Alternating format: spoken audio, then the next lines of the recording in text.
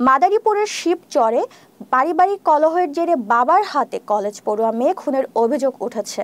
রোববার সকাল ৮টায় শিবচর উপজেলার জাদুয়ারচর এলাকার গোমস্তাকান্দি গ্রামে এ ঘটনা ঘটে। নিহত ওই কলেজ ছাত্রী গোমস্তাকান্দি গ্রামের ফরহাদ গোমস্তার মেয়ে। পুলিশ ও পরিবার সূত্রে জানা গেছে, শিবচর উপজেলার বহেরাতলা উত্তর ইউনিয়নের জাদুয়ারচর গ্রামের ফরহাদ গোমস্তা ও তার স্ত্রী নাজমা বেগমের সঙ্গে তাদের কলেজ পড়ুয়া মেয়ে আইরিন আক্তার মুক্তিকে নিয়ে কথা কাটাকাটি হয়। এক পর্যায়ে ক্ষিপ্ত হয়ে ফরহাদ গোমস্তা তার পাশে থাকা মেয়ের মাথায় লাঠি দিয়ে আঘাত করে। এতে গুরুতর আহত হয়ে পড়ে মুক্তি। গুরুতর আহত অবস্থায় তাকে উদ্ধার করে শিবচর উপজেলা স্বাস্থ্য কমপ্লেক্সে নিয়ে গেলে কর্তব্যরত চিকিৎসক তাকে মৃত বলে ঘোষণা করেন। নিহত ওই কলেজ ছাত্রী শিবচরের বহরমগঞ্জ কলেজের ইন্টারমিডিয়েটের প্রথম বর্ষের ছাত্রী ছিলেন। নিহত কলেজ ছাত্রীর মা নাজমা বেগম তার মেয়ে হত্যার সঠিক বিচার দাবি করেছেন। এ বিষয়ে শিবচর থানার ওসি মুক্তার হোসেন বলেন, হাসপাতালে পুলিশ পাঠানো হয়েছে।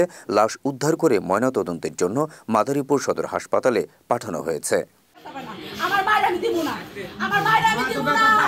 আমি মা হইয়া অনুরোধ করছি, আমার মায়েরা মারছে, এই মায়ের তদন্ত করবেন। ওইরা এর লেজ বিচার আমি চাই।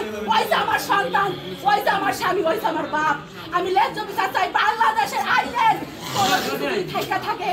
আমি মা, আমি নির্দোষী। আমার প্রত্যেকটা তদন্ত আপনারা পাইবেন। হ্যাঁ, আমি রাগ বেশি, আমি কথা কই জোরে জোরে। এছাড়া আমার কোনো কিছু রিপোর্ট পাইবেন না।